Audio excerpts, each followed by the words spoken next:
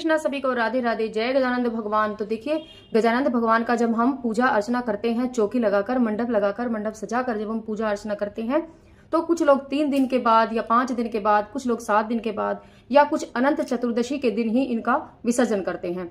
तो आपकी जैसी इच्छा है उस हिसाब से आप इनका विसर्जन कर दें। तो देखिए, विसर्जन किस तरह से करते हैं भगवान का और चौकी किस तरह से उठानी है, जो चौकी पर सामान रखा है उनका हमें क्या करना है, तो आज की वीडियो में हम यही देखेंगे। तो सबसे पहले हमें, जब हम भगवान का विसर्जन करते हैं तो सबसे पहले हमें इनकी पूजा अर्चना करनी है। उसके लिए हमें भगवान का एक फूल ले लें आप कुछ, और थोड़ा सा जल ले लें, और उस फूल से आपको छींटे लगाने हैं भगवान को, भाव रूप से, जैसे हम स्नान करा रहे हैं।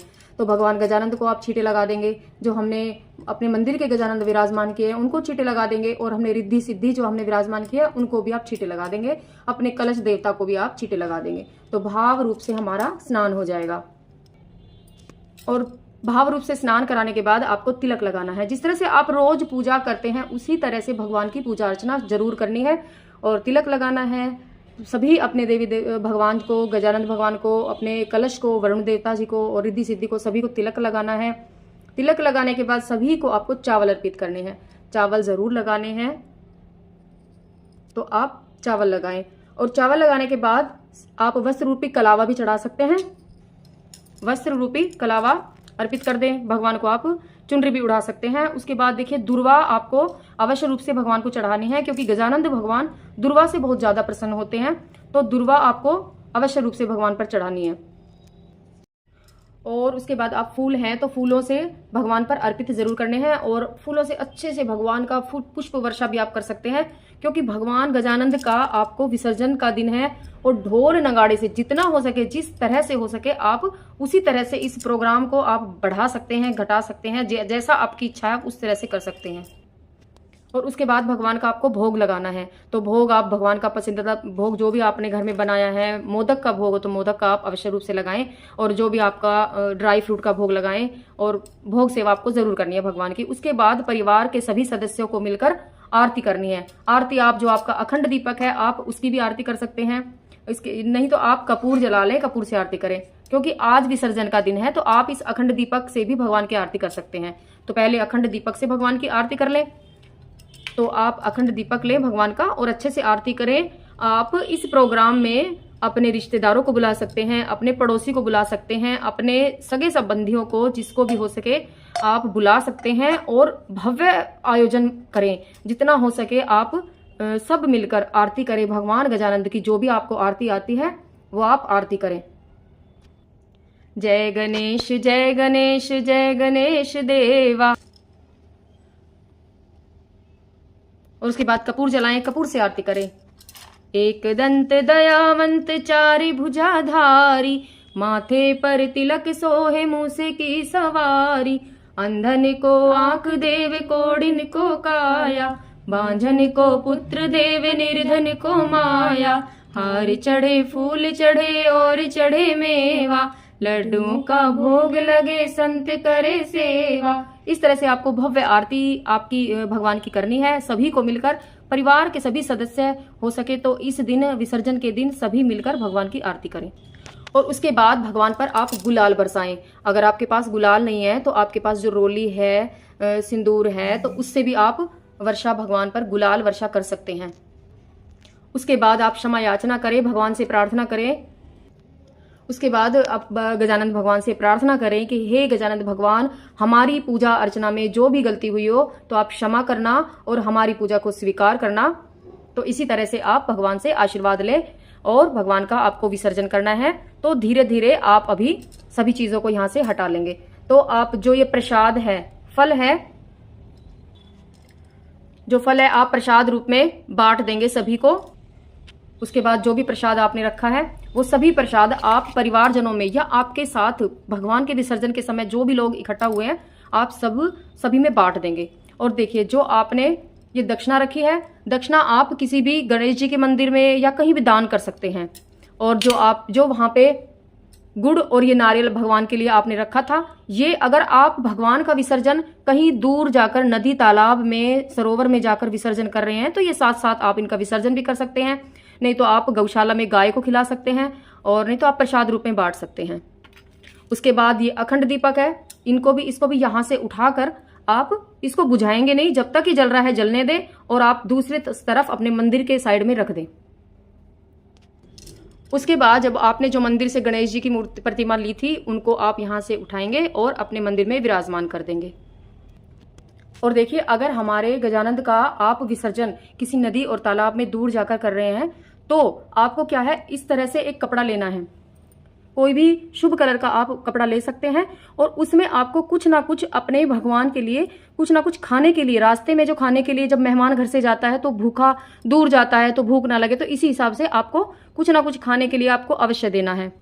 आप एक इस तरह से पोटली बना देंगे और गजानंद के साथ आप इनका विसर्जन करेंगे, तब इनका साथ साथ ही इनको वहां पर छोड़ देंगे। और जैसे कि मैं बता रही हूँ, आप अगर घर में विसर्जन कर रहे हैं तो मैं अलग तरीका बताऊंगी, तो फिर आपको ऐसा नहीं करना है। ये पोटली जो मैंने बनाई है ये आपको नहीं देनी है। उसके बाद आपने रिद्धि और सिद्धि माता का जो विराजमान आपने यहाँ किया था तो उनको आपको उठाना है और हल्के से जल के छींटे देकर, जैसे विसर्जन भाव रूप से विसर्जन करना है, जल के छींटे आप हल्के से दे दें। और उसके बाद आप अपने, देखिए भगवान की जो दुर्वा है, जो दुर्वा और जो आपने रिद्धि सिद्धि के रूप में सुपारी रखी हैं, और इनको आप एक अपने तिजोरी में रख सकते हैं, क्योंकि इनको जब हम तिजोरी में रखते हैं तो हमारे घर में धन के भंडार हमेशा बने रहते हैं और बुद्धि हमारी बिल्कुल सही रहती है गजानंद भगवान की कृपा से।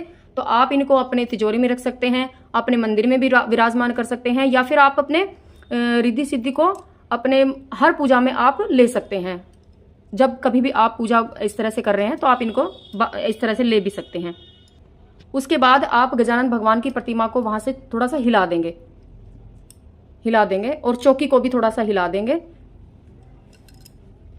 उसके बाद अपनी कलश को भी आपको हिलाना है, थोड़ा सा कलश, वरुण देवता जो हमारे, उनको भी आप हिला दें अपने जगह से। उसके बाद आप नारियल को उठा लें। नारियल को आप प्रसाद रूप में दे सकते हैं। अगर नदी तालाब में कहीं दूर आप बड़ी जगह पे भगवान का विसर्जन कर रहे हैं तो इनका विसर्जन भी कर सकते हैं नारियल का साथ साथ। उसके बाद जो 5 पल्लव आपने कलश में लगाए हैं,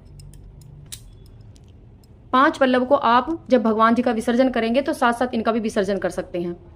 और उसके बाद आपको अपनी कलश को उठाना है और कलश के जो जल है, कलश के जल को आपको सारे घर में, अपने घर में छिड़क देना है और अपने पौधों में दे देना है। और उसके अंदर जो सिक्का सुपारी हमने रखे हुए हैं उनको थोड़ी सी धूप लगाकर आप और अपने पास रख लें, अपनी तिजोरी में रख लें, अपने लॉकर में रख लें, ये बहुत ही शुभ होते हैं। और उसके बाद जो ये चावल हैं, इन चावलों में से आपको थोड़े से चावल अपने रसोई घर में जो आपका अनाज है, चावल है, उनमें मिक्स कर दें। ये बहुत ही शुभ होते हैं और इनको खराब ना जाने दें। और उसके बाद जो चावल आपके बचे हैं, इनमें थोड़े से चावल और मिलाकर आप कहीं दान कर सकते हैं, ताकि किसी का एक समय का भोजन बन सके। और इनको चिड़िया वगैरह को ना डालें।